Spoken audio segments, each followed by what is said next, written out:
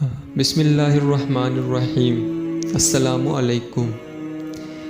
ایک چینی بڑھیا کے گھر میں پانی کے لیے 2 مٹکے تھے، جنہیں وہ روزانہ ایک لکڑی پر باندھ کر اپنے کندھے پر رکھتی اور نہر سے پانی بھر کر گھر لاتی۔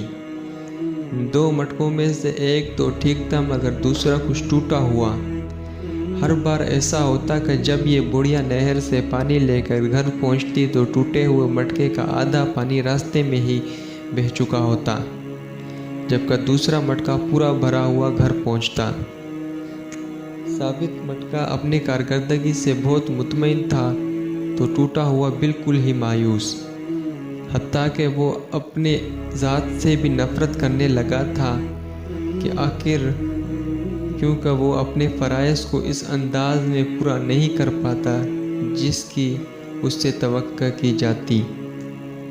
اور پھر مسلسل 2 سالوں تک ناکامی کی تلخی اور کڑواہٹ کے لیے ٹوٹے ہوئے کڑے نے ایک دن اس عورت سے کہا، میں اپنی اس معذوری کی وجہ سے شرمندہ ہوں کہ جو پانی تم اتنی مشقت سے بھر کر آتی ہو اتنی دور سے، اس میں سے کافی سارا صرف میرے ٹوٹے ہونے کی وجہ سے گھر پہنچتے پہنچتے راستے میں ہی گر جاتا ہے۔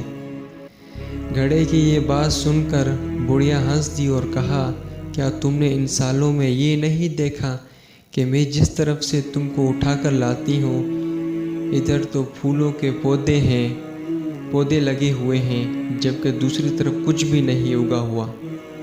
مجھے اس پانی کا پورا پتہ ہے جو تمہارے ٹوٹا ہوا ہونے کی وجہ سے گرتا ہے، اور اس لیے تو میں نے نہر سے لے کر اپنے گھر تک کے راستے میں پھولوں کے بیج بو دیے ہیں، تاکہ میرے گھر آنے تک وہ روزانہ پانی سے سیراب ہوتا رہا کریں۔ ان 2 سالوں میں میں نے کئی بار ان پھولوں سے خوبصورت گلدستے بنا کر اپنے گھر کو سجایا اور مہکایا۔ اگر تم میرے پاس نہ ہوتے تو میں اس بہار کو دیکھ ہی نہ پاتی جو تمہارے دم سے مجھے نظر آتی ہے۔ یاد رکھیے کہ ہم سے ہر شخص میں کوئی نہ کوئی خامی ہے، لیکن ہماری یہ خامیاں، معذوریاں اور ایسا ٹوٹا ہوا ہونا ایک دوسرے کے لیے عجیب اور پرتاثیر قسم کا تعلقات بناتا ہے۔ ہم پر واجب ہے کہ ہم ایک دوسرے کو ان کی خامیوں کے ساتھ ہی قبول کریں۔ ہمیں ایک دوسرے کی ان خوبیوں کو اجاگر کرنا ہے جو اپنی خامیوں اور معذوریوں کی خجالت کی بوجھ میں دب کر نہیں دکھا پاتے۔ معذور بھی معاشرے کا حصہ ہوتے ہیں اور اپنی معذوری کے ساتھ ہی اس معاشرے کے لیے مفید کردار ادا کرتے ہیں۔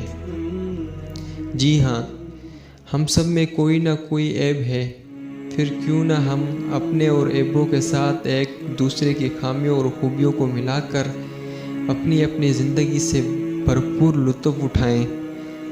ہمیں ایک دوسرے کو اس طرح قبول کرنا ہے کہ ہماری خوبیاں ہماری خامیوں پر پردہ ڈال رہی ہوں۔